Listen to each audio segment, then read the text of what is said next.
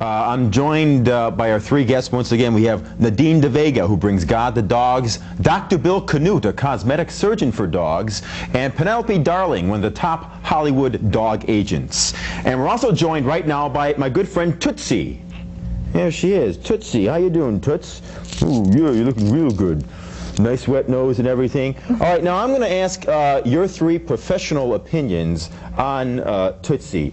First of all, Nadine, how would you go about spiritually enriching my friend here? Well, Gary, if I may. By all means. Tootsie, are you a little dog of God? Tootsie, would you like to bite the devil by the tail and be a pit bull for the Lord? Tootsie, answer me, whisper in my ear. Tootsie. Oh, Tootsie. Oh, Tootsie, you are saved, Tootsie. Oh, Tootsie. Wow, that was a Tootsie. That was a powerful moment. Okay, Tootsie. All right, she's a little shaken up by that, I can tell. Oh. All right, Nadine, okay. Get a hold of yourself, and Tootsie will get you a biscuit or something. Dr. Canute, cosmetic surgeon for dogs, what would you recommend for Tootsie? Well, I can see there are a couple of problems right off the bat. Tootsie has kind of an extraneous hair problem. A little hormone therapy probably be good for that, especially around the eyebrows and the snout area. Mm-hmm. And she had her mouth open earlier. I noticed that a couple of those teeth on the bottom are longer than the others. They need evening up. Okay. Otherwise, she seems to have good disposition. I don't think she needs any drugging up or anything. Collagen treatments?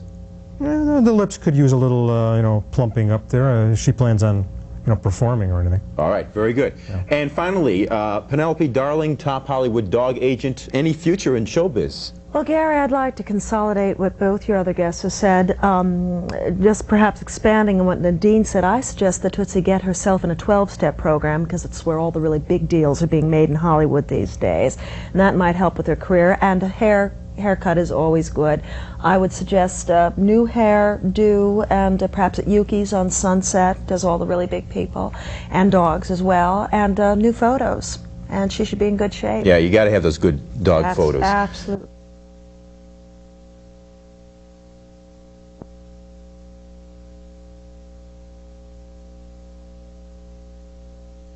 Let's throw out some intriguing dog questions right now.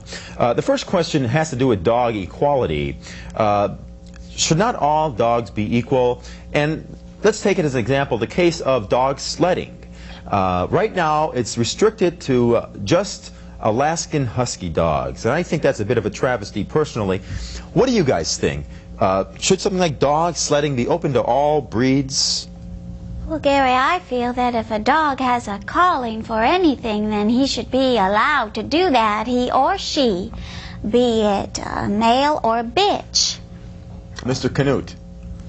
I think all the breeds should be allowed to pull the sleds. I think the only restriction should be that, whatever the standard weight is for a husky team of 10 or 12 huskies, say it's a couple thousand pounds. If they use, say, chihuahuas, then they should use a couple thousand pounds worth of chihuahuas, which would probably be, I don't know, like 800 chihuahuas or something. But and then the St. Bernard, maybe 1, 2, but I think they should be allowed to compete, yeah. Okay, that makes good sense. Darlene? No. Penelope. That's Penelope, that's correct. Well, I've always been in favor of ensemble work, but chihuahuas can be a problem on the set. They always have been, as most people in the business know.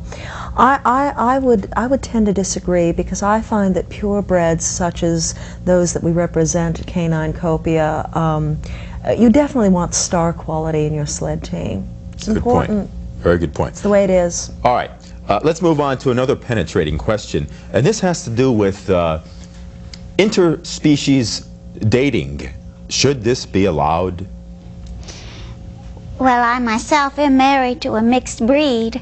My little mutt of love, I call him. Now that marriage has not been consummated, but it is on a very spiritual level. But of course I feel that whatever creatures under God want to get together, then yes.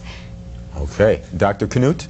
I categorically deny any such contact entirely. I have nothing to do with animals in that Bring that sense. up at all, but Just want to make that clear, that's All right. all. Well, of course, from painful experience, we all remember what happened when Boomer absolutely ruined his career by running off with that little guinea pig, you know, out at the laboratory, and it just, it doesn't end well. yeah, exactly. You know, and ruined his career. Rough. Okay, and the third question that I've been pondering has to do with the culinary aspects of dogs. Should we be allowed to eat them? To me, that is pure evilness. I cannot speak for all others, but I only hope that someday it will be clear to all what a sin it is.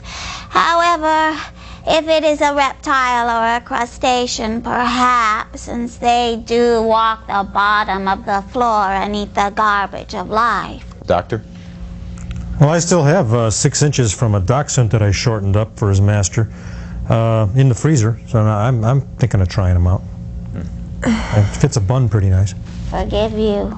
From a politically correct Right. standpoint, eating dogs is totally reprehensible. Now, cats are another thing, but no. I mean, in Hollywood, you're not going to find any type of movement supporting that. Certainly not a telethon. All right. Well, pardon me, but there are 2 billion Chinese doing it, so I mean, they can't all be wrong. But not in Hollywood. Not in No, I'm sorry, there are about 2 billion Chinese in Hollywood.